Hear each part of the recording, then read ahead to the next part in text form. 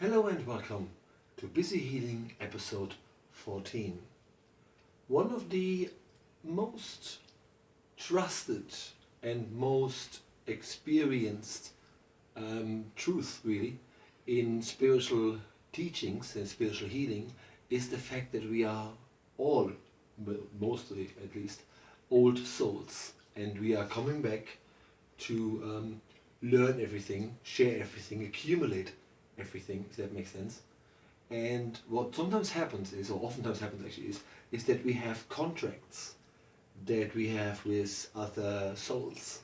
So we meet them again and again and again in different shapes and forms. So let's just say someone who is in this lifetime your child. Probably, if you did a past life regression, you would recognize them as your lover in another lifetime, or even your father. And we have contracts with them. And sometimes these contracts prevent us in this lifetime from progressing. I'll give you an example. Let's just say you find it incredibly difficult in this lifetime to, in a way, what's the word? To change a pattern. So you, for instance, you would say, I'm in my 50s and every time I'm around my father, I still feel like I'm 10 years old. I just can't shake the energy that he has over me. So you can't really escape their power over you, if that sort of makes sense.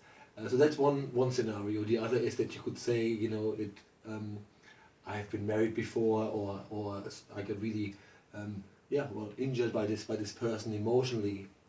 And every time you call me, even if it's 10 years down the line, or I see a picture of them, my old wounds always pop up. So you can't really let that go. So the idea is that you have contracts, but you find it difficult to deal with them. And what you can do is basically say to your guides, you know what, I'm going to take a life off, which means the contract doesn't end, but for this lifetime you can escape that bond. Or you could just cut ties and say, you know what, I'm done with this. And because when you are being reborn next time, you can reassess your situation. Nothing is sort of written in stone.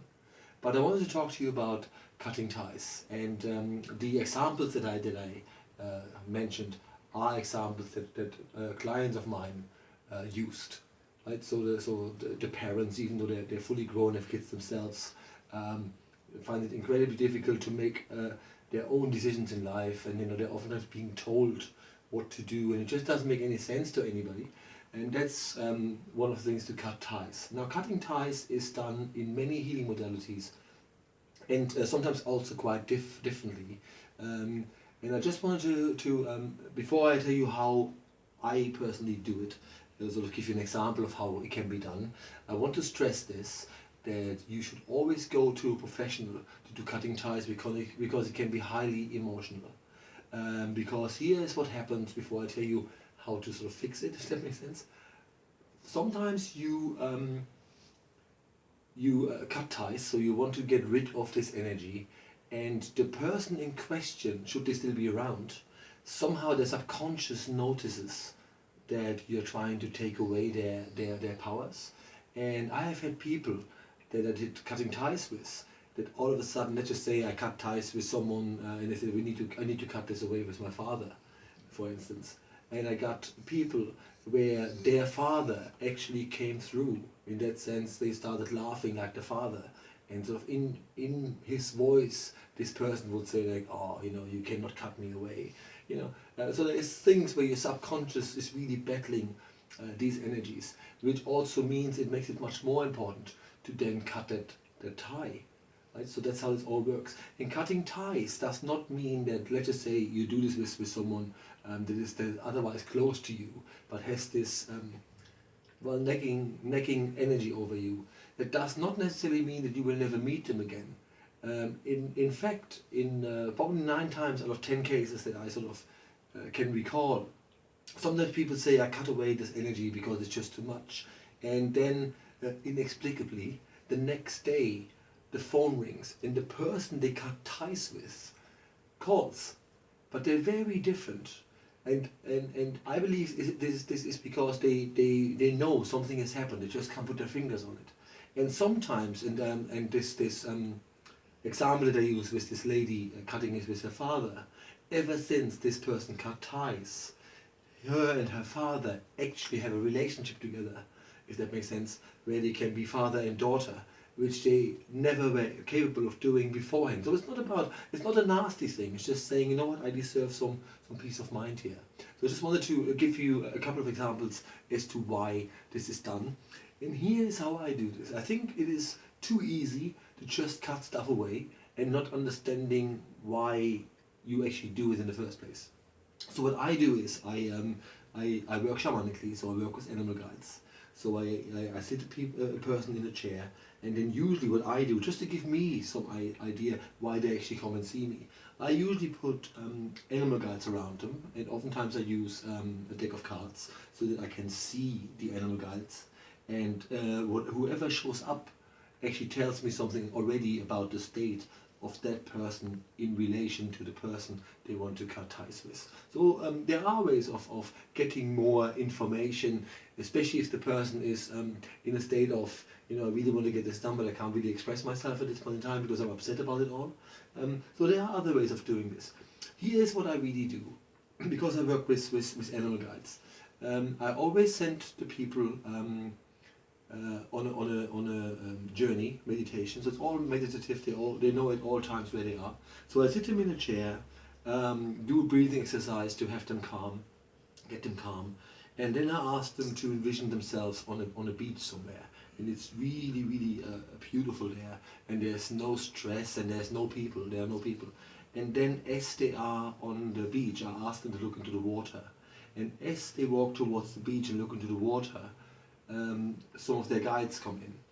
And that in itself is amazing. Even if you didn't manage to cut ties on that day, being able to connect with your guides and know that you are so deeply loved by your guides and that they're here for you at every single second of every life that you have, it's quite amazing and empowering and somewhat emotional. So what I do is I put them on the beach and then ask them to envision sort of a wooden throne, because nature is important, so it should be wooden throne, and then sit them on it. So as they sit there, surrounded by their guides, I ask them to look into the water and envision a raft. And then, once they can see the raft, I ask them to put that person on that they feel they ought to be cutting ties with. And how this works is, the person then appears on the raft, and then all the things happen that are in the subconscious of the person that is asking for the cutting of the tie. Because you could see this person, mocking them as they are sitting on the throne, saying, "Well, you got nothing on me, na na na na na," or they're trying to really, get off the raft. So oftentimes they misbehave. This is their way of showing them how much control they actually have. But it's a paper tiger because they're on the raft. So already you told them where you want them, and they have no way of fighting you. Oftentimes it makes sense then, and that makes sense because I work with animal guides. I always ask them then to envision some animals that actually live in the water, and are probably rather fierce in our imagination, because sharks are really not fierce. But if you put a shark in front of a raft, no one would jump off it. So you could actually put animal guides in the water that tell the person on the raft, just by being there, you will not get off the raft, right? So in a way it's a bit of psychology here, where the person is acting up, but the person who sits in the throne really sees that all they're trying to do is to maintain their power. And it's a bit like breaking up with a partner. You probably remember this, and when a lady says, "We're done," and the boyfriend goes like, "Don't do this to me," they become sort of aggressive and overpowering, because you just told them that's the last time I will deal with you. That's the only thing that's left. So in a way, if the person on the raft is loud or aggressive, you win. You're winning. It's quite important to understand this when someone needs to shout at you because they can't get through otherwise. It's really weakness on their part.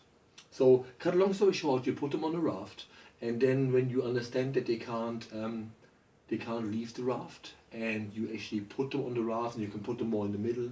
You know, don't want to give too much away because it is different for everybody. And then what you do is you ask the animal guides to go forward towards the water, and then you envision the water getting wilder, and as the water gets wilder, the raft goes further away from the beach. So you basically send that person away on the raft, further and further away until the raft is out of your sight. And once the raft has fully disappeared, all I ask the person to do is to envision a dam. So it's fully stoned in. There's a full stone wall then that will basically signal to the person in question that this is done and this will not be undone. So there's loads of things that you can do just to show the person that this is really done. And the good thing is, because even though I sort of talk you through it now, loads of the stuff that I mentioned, the person that sits on the throne, the person that is asking for the cutting ties, tells me that. So in a way, it is all them that tell the person off. So it's not someone else, and that gives them the feeling of, yes, I have something to say, and I can stand my own ground. So that again is in itself empowering. But I wanted to make that point that this is not a negative thing. It doesn't mean that you hate these people. Even if you would hate them, if they're still alive, you will notice that oftentimes they try to make contact again, and then you decide what to do with it. The downside is that obviously, if you don't change your patterns, then very likely they're trying to get a hold of you again. But in my experience, that's usually not the case. They're trying to sort of contact you again, or they actually are contacting people again quite a lot. But they're different. They're subconscious in a way. Their soul really knows that you have told them off. So in a way, nothing is lost. You can do that. You don't have to explain it to anyone.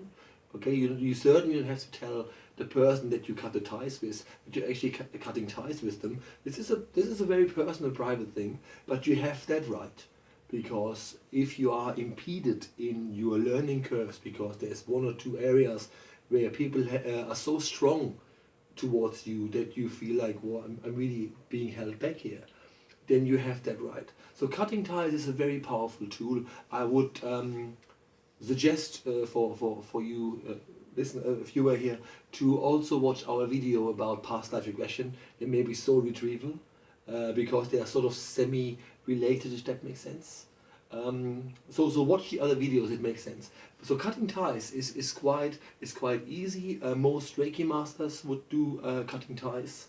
It's also done shamanically. So you will find people. If you just type this in your area, you will find, very likely you will find a professional therapist that can help you with this. It's quite powerful. Remember, the thing with the raft is sort of my concoction of it. Everybody works differently.